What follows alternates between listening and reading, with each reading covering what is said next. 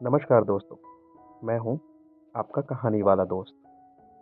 चलिए आज मैं आपको एक कहानी सुनाता हूँ जिसका शीर्षक है चैन की नींद। रामपुर गांव में एक कुम्हार रहता था, कालू राम। कालू राम बहुत ही सुंदर मिट्टी के बर्तन बनाता और उन मिट्टी के बर्तनों को बेचकर बड़ी ईमानदारी से अपना घर चलाता था। गांव में सब उसे बहुत आदर करते और उसका बड़ा सम्मान भी होता। वह खुशी खुशी अपना जीवन व्यतीत करता और चैन की नींद सोता था। कालूराम के साथ उसकी बीवी भी रहती थी। वैसे तो उसकी बीवी अच्छी थी, परंतु हमेशा अमीर बनने के सपने देखा करती थी। गांव के दूसरे लोगों का उदाहरण देकर वो हमेशा कालूराम को बातें सुनाती कि कैसे बाकी सब लोग धन इकट्ठा कर रहे हैं और सिर्फ वो लोग ही पीछे रह गए। कभी वो कालूराम से बड़ा घर बनाने को कहती, तो कभी अपने लिए महंगे कपड़े खरीदने की जिद करती। कालूराम उसके लालची स्वभाव से बहुत परेशान रहता, परंतु रोज उसे किसी तरह समझा बुझाकर मना लेता। पर धीरे धीरे कालूराम पे उसकी बीवी का दबाव बढ़ता गया। अब उसे भी लगने लगा कि वह किसी काम का नहीं है और सच में वो कभी आगे नहीं बढ़ पाएगा। शायद उसे अपना सारा जीवन एक गरीब व्यक्ति बनकर ही गुजारना पड़ेगा। एक दिन कालूराम का दोस्त नंदू उससे मिलने आया। नंदू भी कालूराम के जैसे एक कुम्हार था, परंतु वह बहुत पहले गांव छोड़कर कहीं दूर चला गया था। कालूराम नंदू को देखकर बहुत खुश हुआ, परंतु वह चकित भी था। नंदू जब गांव छोड़कर गया था तो वह एक गरीब कुम्हार था, पर आज उसने महंगे कपड़े पहन रखे थे, मखमली पगड़ी भी थी और उसके गले में एक सोने का हार भी था। वह किसी सेठ से कम न लगता था। कालूराम पहले तो उसे आश्चर्यचकित होकर देखता रहा। फिर उसने नंदू से बैठने के लिए कहा। कालूराम ने नंदू की अच्छी तरह से आवभगत की।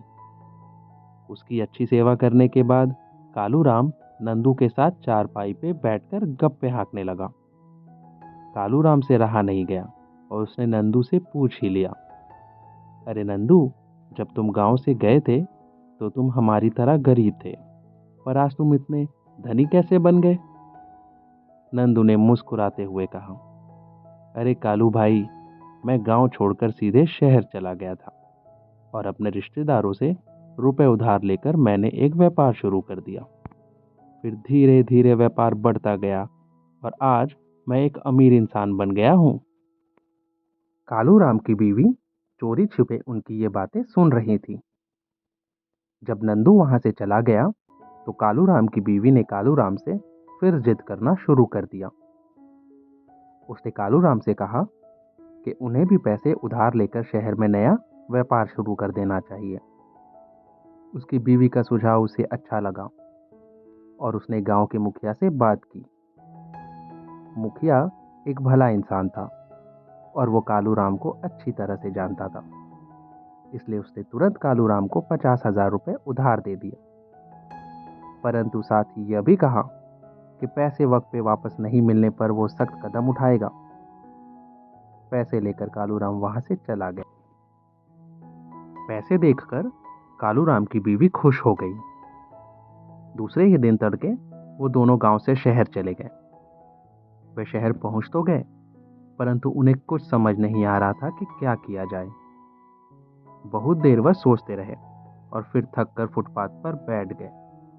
दोनों को बहुत भूख भी लगाई थी।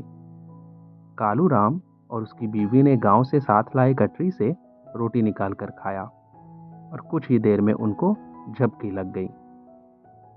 थोड़ी देर बाद जब उनकी आंख खुली तो सारा पैसा गायब था। उन्होंने बहुत ढूंढा पर पैसे चोरी हो गए थे। अब कालूराम बहुत चिंता में पड़ गया। उसकी बीवी का भी रो रो कर बुरा हाल होने लगा। किसी तरह कालूराम ने शहर में हफ्ता भर बिताया। कभी किसी से कुछ खाना मांग लेता तो कभी छोटी सी जगह देखकर सो जाता। दोनों का बुरा हाल हो गया था। कालूराम की नींद अब गायब हो चुकी थी। एक रात वो अपने पुराने दिनों को याद करने लगा। कैसे वो रोज ईमानदारी और मेहनत से पैसे कमाता था और पेट भर खाना खाकर चैन की नींद सोता था। पर अब उसे नींद कहाँ। शहर में उसे कोई नहीं जानता था और गांव में मुखिया के डर से वापस जाना संभव नहीं था।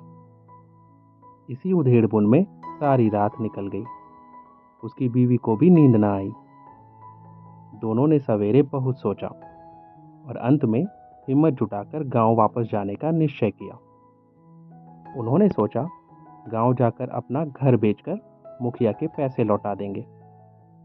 ऐसा सोचकर दोनों गांव वापस लौट गए और मुखिया को सारी बात बता दी। मुखिया एक समझदार आदमी था। वो समझ गया कि कालू राम के साथ अनहोनी हो गई थी और उसने लालच में गलत कदम उठा लिए। उसने कालू राम को कोई दंड नहीं दिया। उसने कालू राम के सच बोलने की सराहना की और कहा कि वो चिंता ना करे और पैसे धीरे धीरे मेहनत करके उसे वापस कर दें। ये सुनकर कालू राम की जान में जान आई और उसने बहुत समय के बाद राहत की सांस ली। कालू राम और उसकी बीवी समझ गए थे कि दुनिया में असली धनी वो नहीं होता जिसके पास धन हो। असली धनी वह होता है जो रोज रात में चैन की नींद सोता हो। उस रात कालू राम को बहुत गहरी नींद आई। दोस्तों, अगर आपको हमारी ये कहानी पसंद आई और आप चाहते हैं कि ऐसी और भी रोचक कहानियाँ हम रोज़ आपके लिए लाएं, तो कृपया लाइक और सब्सक्राइब करें। धन्यवाद।